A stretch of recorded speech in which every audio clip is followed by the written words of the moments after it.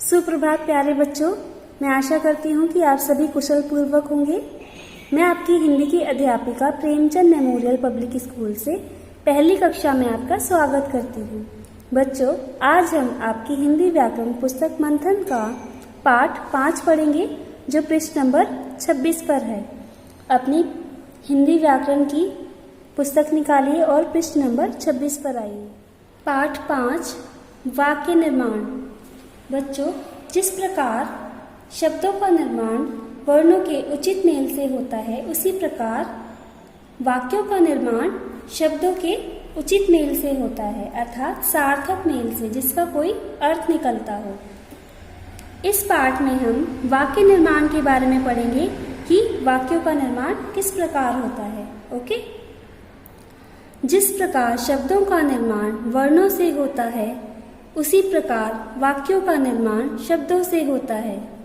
जैसे दादी जमा पूजा जमा कर जमा रही जमा हैं। दादी पूजा कर रही हैं। मोर जमा नाच जमा रहा जमा है। मोर नाच रहा है।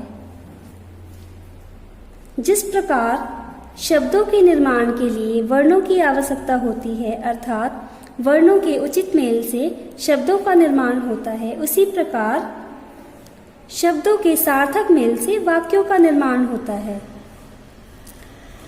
जैसे ये सभी क्या हैं? शब्द हैं। दादी पूजा कर रही हैं, ये सभी क्या हैं? शब्द। इनका अपना अपना अर्थ है।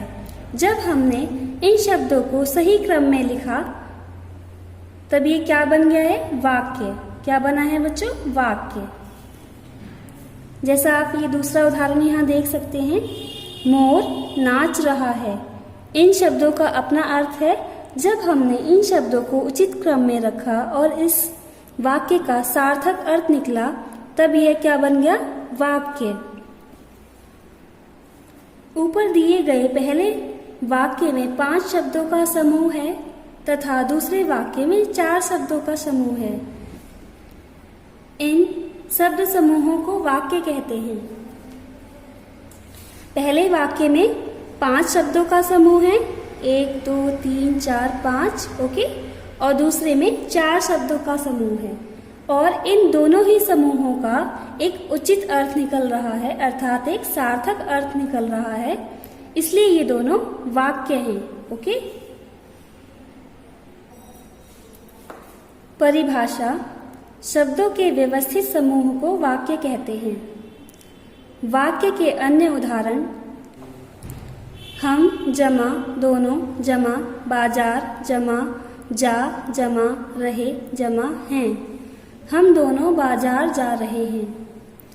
नेहा जमा अच्छा जमा गाती जमा है। नेहा अच्छा गाती है। जिस प्रकार सार्थक वर्ण समूह शब्द कहलाता है, उसी प्रकार केवल सार्थक शब्द समूह ही वाक्य कहलाता है। बच्चों, यह वाक्य की परिभाषा है। शब्दों के व्यवस्थित समूह को वाक्य कहते हैं। व्यवस्थित अर्थात उचित क्रम में लिखे गए शब्दों के समूह को वाक्य कहते हैं। वाक्य के अन्य उदाहरण यहाँ पर दिए गए हैं। इन दोनों ही वाक्यों में शब्दों को सार्थक अर्थ में रखा गया है, अर्थात इस वाक्य का एक सार्थक अर्थ निकल रहा है। हम दोनों बाजार जा रहे हैं, अर्थात इन शब्दों को सही क्रम में रखा गया है, इसलिए ये वाक्य हैं। ओके? जिस प्रकार वर्णों को सही क्रम में रखने पर शब्द बनता है, उसी प्रकार शब्दों को सही क्रम में रखने पर वह समूह वाक्य कहलाता है। अब हम इसको एक उदाहरण के माध्यम से समझेंगे। नाच रही राधा है। यह शब्दों का समूह है। क्या यह वाक्य है? नहीं, क्योंकि इन शब्दों को सही क्रम में नहीं रखा गया है। ओके? तो यह वाक्य नहीं है। अब हम इन्हीं शब्दों को उचित क्रम में रखेंगे। राधा नाच रही है। क्या यह वाक्य है? जी हाँ, यह वाक्य है क्योंकि इसका एक अर्थ निकल रहा है। अर्थात जिन शब्द समूहों का उचित अर्थ नहीं निकलता है वह वाक्य नहीं होता है, और जिन शब्द समूहों का उचित अर्थ निकलता है वह वाक्य होता है। ओके, तो आप दोनों में अंतर समझ चुके होंगे, कौन सा वाक्य सार्थक होता है और कौन सा नहीं होता है। ओके बच्चों, पृष्ठ नंबर 27 पर आपको अभ्यास माला दी गई है। पृष्ठ नंबर 27 पर आइए। अभ्यास माला प्रश्न 1, अपने पिता के गुणों के संबंध में 3 वाक्य लिखिए। इसमें आपको अपने पिताजी के गुणों से संबंधित 3 वाक्य लिखने हैं। ओके। प्रश्न 2, निम्नलिखित वाक्यों में आए शब्दों की गिनती करके लिखिए। आपको यहाँ 2 वाक्य दिए गए हैं, इनमें जितने शब्द आए हैं उनकी संख्या लिखनी है। पहले वाक्य में हम देखते हैं कितने शब्द आए हैं, 1 2 3 4 5, कुल शब्द बराबर 5। कितने शब्द आए हैं बच्चों? 5 शब्द आए हैं।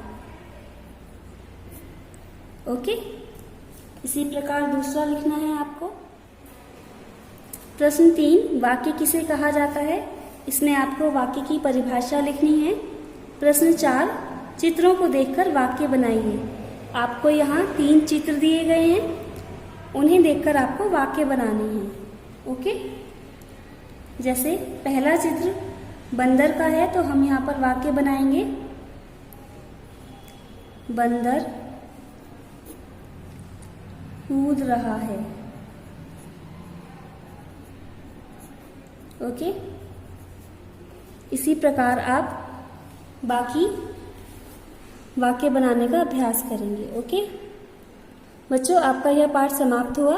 मैं आशा करती हूँ कि आप यह पाठ अच्छी तरह से समझ चुके हैं कि वाक्यों का निर्माण किस प्रकार होता है और कौन से वाक्य सार्थक होते हैं और कौन से निरर्थक। ओके, आप इस पाठ को एक बार और अच्छी तरह से पढ़ेंगे। इसके पश्चात दी गई अभ्यास माला को बताए गए तरीके से अपनी पुस्तक में करने का अभ्यास करेंगे।